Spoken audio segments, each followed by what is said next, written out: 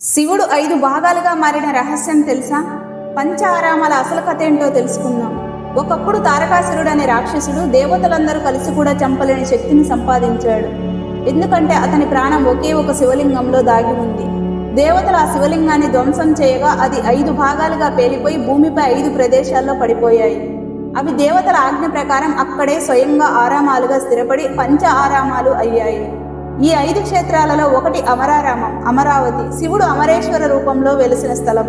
2 ద్రాక్షారామం, రామచంద్రపురం, ఇక్కడ శివుడు మణికేశ్వర రూపంలో ఉంటాడు.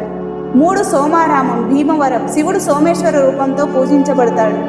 4 క్షీరారామం, పాలకొల్లు, ఇక్కడ ఈయన క్షీర రామలింగేశ్వర రూపంతో దర్శనమిస్తారు. 5 కుమారారామం, సామర్లకోట, ఇక్కడ ఈయన కుమార రామేశ్వర రూపంలో ఉంటాడు. పంచ ఆరామాలు దర్శిస్తే శివుడు 5 రూపాల్లో భక్తుని పాపాలు తొలగిస్తాడని పురాణాల్లో చెప్పబడింది.